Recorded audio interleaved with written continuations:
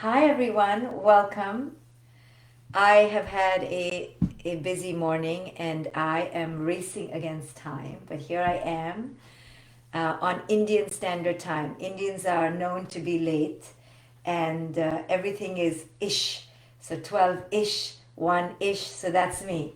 I'm still running on India time. But hello everyone, how are we? In yet another day in our current reality. And, I've been getting a lot of emails from people truly struggling and having a really hard time, especially in their intimate relationships, in their partnerships. So today I'd like to just focus a little bit on our intimate relationships, on our spousal relationships, or our partnerships with our intimate others, gay, straight, married, not, it doesn't matter. So let's focus on intimate relationships. So before I launch into my little speech on that, tell me if you are experiencing some troubles in your intimate relationships. It could also be with your parents, it could also be with your kids. But most specifically, I'm talking about our intimate relationships. Let me know if you're having a hard time. Check in, let me know so I know, how to answer your questions. So here's the thing about the people we live with. The people we live with are seemingly designed to trigger us. They're seemingly designed for the purpose of hitting our buttons, right?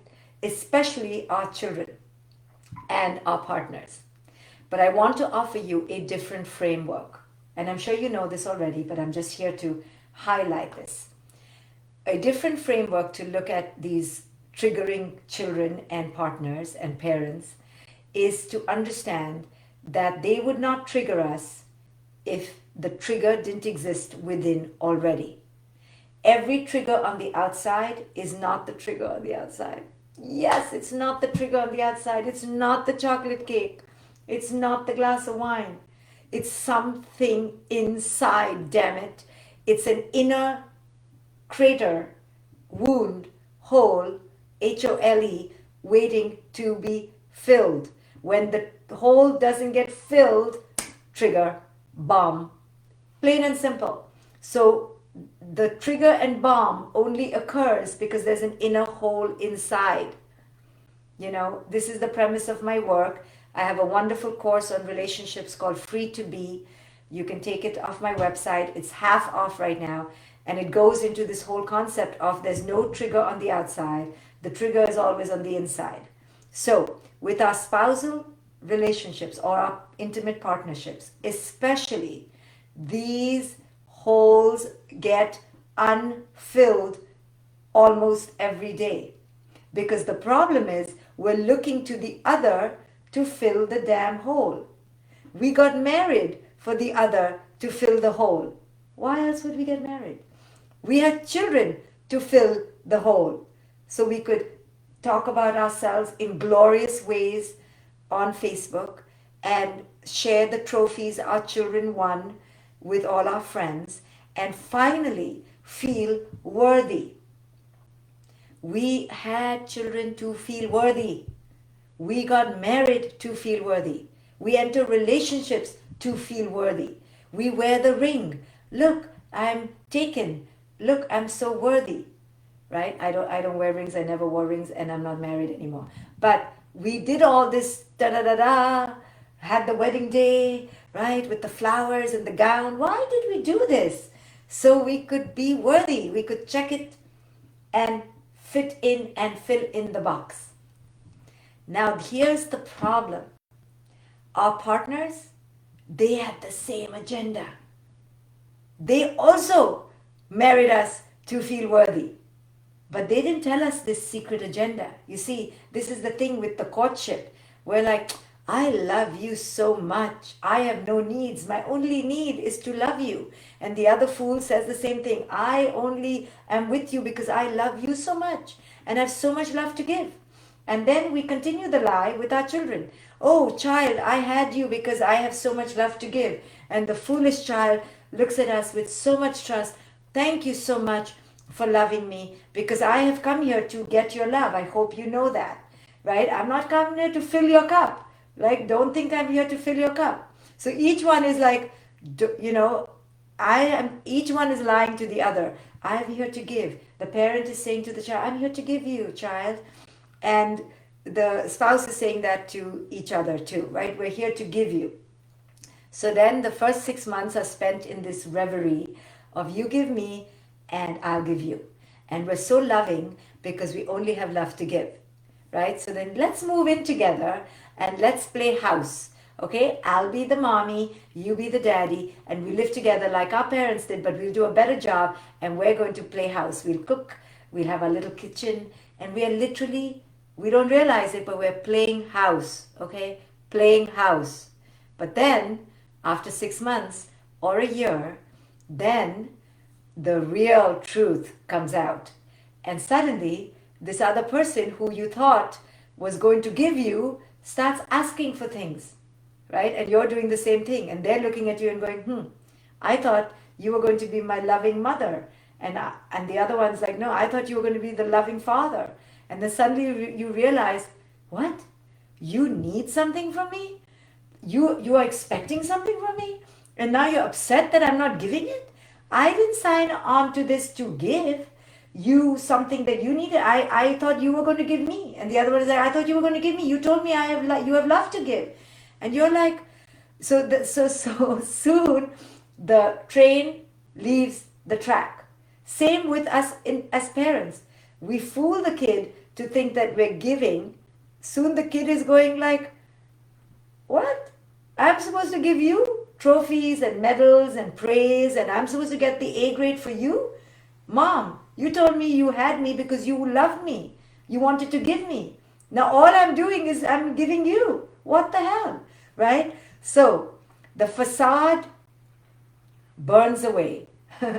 And soon what's left is the gaping hole. And if you're right now in this pandemic feeling unmet, frustrated, unseen, unheard, like you're giving, and no one is giving you back, it's because you entered this relationship to get. You didn't enter this relationship to give. You entered the relationship to get. When next time you date and you start a new relationship, please write, not a giver, I'm a taker. But no, we've been pretending to everyone we're givers. We're not givers, we're takers, right? So I call the two partners in the marital relationship, I was going to say sibling relationship, because most intimate relationships are sibling relationships. Each one fighting for the bigger piece of chocolate, right? Me. So the next time you date, make sure you are very clear that you're here to take, okay? I'm a big inner child with big gaping wounds, the size of craters, the size of the Grand freaking Canyon, and I have so many needs. Are you willing to fill my inner cup? That's what we should say. And when we go to the hospital to have children, we should not say, I'm a mom. We should say, I'm a gaping inner hole. Please, child, are you sure you want to come to me? Are you sure you want to be birthed? Because all you're going to do is fill me up, right? We never say that. We are such liars and pretenders. We're like, I love you. I'm here to give you. No. So this is why relationships feel very frustrating, because damn it, this person is not filling my inner cup, because this adult ain't going to fill your inner cup. That's why we have children, right? We realize, oh, this partner is not filling my inner cup. Let me have child number 1, child number 2, 3, 4, 5. I'll have a few. Between all of them, maybe a little bit of my inner cup will be filled. This is why we have many children, if you're really honest. Oh, I love children. No, you have a lot of inner holes to be filled.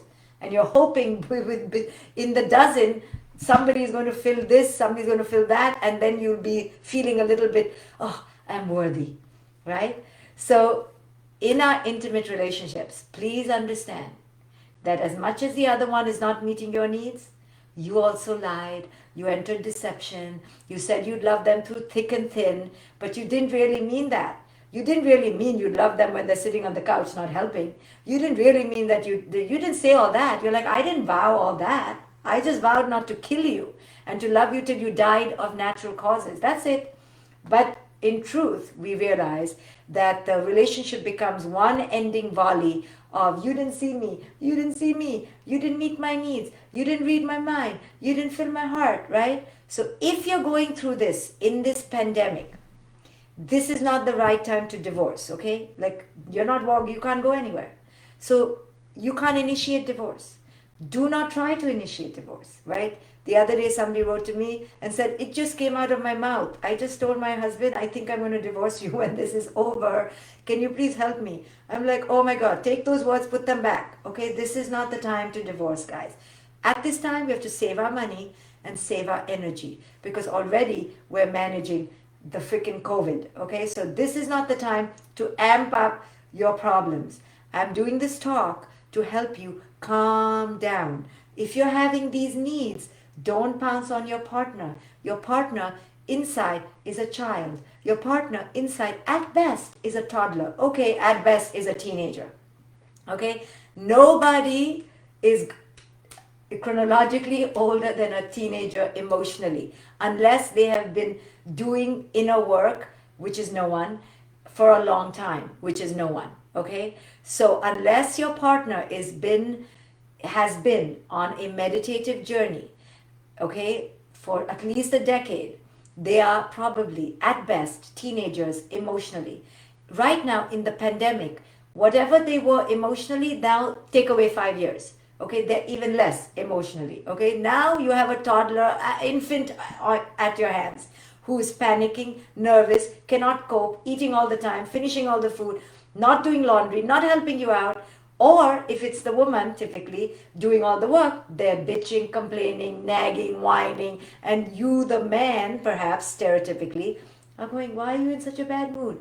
The women are in a bad mood all the time because the women are exhausted. Okay, men, the women are exhausted. Do not ask them why are you in a bad mood. You have to just know why they're in a bad mood because they are sick and tired of you, probably, and wondering why they married you, right? You can't even breathe right now. They're like, why are you blinking? Why are you breathing? And you're like, why am I existing? So I am saying this not for you to ramp up the problems in your mind and go get a divorce. My point is to calm you down, to tell you whatever you're seeing is A, co-created, and B, because of your inner holes, the roles you have been playing in your life till now. If you're feeling martyred, if you're feeling exhausted, it's because that's your role in your family. You're getting to see what have you created, right? Wow, I created a bunch of people who come to me every 5 minutes. How come they don't go to each other? Women are complaining to me that the children only know one word, mom, mom, mom, mom.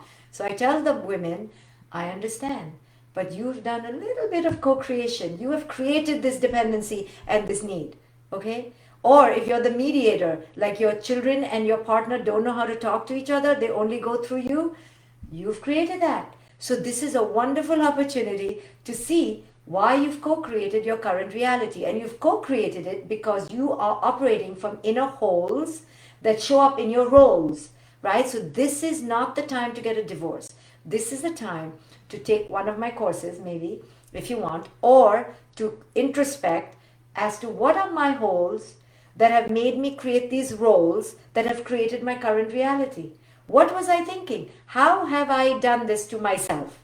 And really look at your inner needs, because whatever you have in your life right now has been created because of your inner needs not being met by you, right? You expecting your partner to meet your inner needs. What a big mistake. You know, when people used to come to me for therapy, couples, and I used to say to them, wait, what did you just say? Right? Because the couple will say with grand righteousness, she just doesn't meet my needs, or he just doesn't meet my needs, you know, and look at the five love languages. You don't speak my love language. And I used to say, who on earth told you that this person was designed to meet your love language or designed to meet your needs? Like, what are you asking of this other person? What you're really asking this other person is, be my mommy, be my daddy. When your own mom and your dad couldn't be your mom and your dad. You know what I'm saying? Spiritually, your own mom and dad did a terrible job, right? They failed. So how are you asking this fool, who's barely 5 years old inside, or 12 years old at best, who came from an unconscious background, who has terrible habits, right? Did not learn anything, was a complete bacchanalian drunkard in college, so to speak, was barely can write the bills. How are you asking this person to meet your inner needs? Right? Impossible. And therapy has done a terrible job, psychologists, because psychologists give the illusion that if you go to them, if you go to the couples counselor, that they will teach you how to meet the other person's needs. No, wrong. Don't come to me thinking you're going to get that. What I'm going to say to you is, are you crazy? Nobody can meet your needs, child. Only you can. And then they're going, huh? Me? How? By raising yourself. What? By parenting yourself. You're like, damn it, then why did I get married? Exactly, my point. The point is, though, of getting married and getting into relationships is for you to get to where I'm getting you. Oh, the other person can never meet my needs. See, I've given you the fastest course to fix your marriage right here for free. Don't look to the other person to meet your needs. The need can never be met on the outside. Don't look to your child to meet your need. It cannot be done. Only you can meet your own need. That sucks, I know. Now I'm going to leave you on a cliffhanger, and the how to meet your needs, you're going to have to take a longer course. I don't mean to be selling a course. I just mean to say, I can't do it in 30 minutes. This will take the next 50 hours. But at least I've offered you the nugget. Don't look to desert your spouse right now. Don't desert your marriage right now. It's not your marriage's fault that you're seeing that it's got such cracks and fissures. It's not the marriage, and it's not your partner, and it's not your children, and it's not the economy, and it's not the president. It's not. I know we want to believe it is. It's very alluring and seductive. I mean, have you seen our president? You would be seduced to thinking it's all his fault. But it's not even his fault. Damn it, it's not even his fault. It's just us. Us to look at our own wounds, what are our expectations, how have our expectations from childhood never been met, how we're looking at the other to fill the inner cup, and it is not their fault. I hope I've saved many marriages from the brink of divorce, at least the impending divorce. You may divorce later, but right now, I hope I've saved you from strangling your partner. Put your hands back in your own lap and look at yourself. Come meditate with me every day. Take a course, do self-development, pray, walk, whatever you do. It's not your partner's fault that they are immature. It's not their fault that they have inner needs like up the wazoo themselves. It's not their fault that they don't know how to read your mind and fill your heart. They don't know. They don't know. They've never taken any self-development. They've never meditated. How are they going to fill your inner cup? Even your parents who loved you so much couldn't fill your inner cup. Because this is the state of the human life, the human dimension. No one on the outside can fill our inner cup. Even not our parents. Our parents should at least fill half of it. But most of us were lucky enough to have parents, didn't even fill half. We have to be our own parent through and through, right? Damn it. We have to adult. We have to grow up. We have to take care of ourselves. What the hell?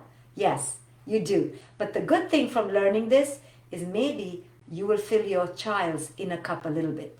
So you, if you're a parent right now, definitely read my books. I mean, I am sorry for making a shameless plug for my book. This one is called The Awakened Family. Read it and start filling your kid's inner cup. So when your kid grows up, they don't go through what you're going through with your partner right now, which is going, what? You don't know how to fill my needs? Right? At least let us fill our children's inner cup so they don't suffer this disappointment when they grow up. Deal? Deal. Don't desert your marriage. Don't desert your partnership right now. Right now, work on yourself. It's not your partner's fault, right? And it's not your fault either. It's just the state of the human condition. We are unconscious. We don't know how to fill our inner needs. We have to learn how to do it. How to do it? Take a course. But at least I've pointed out that it's not the other's fault.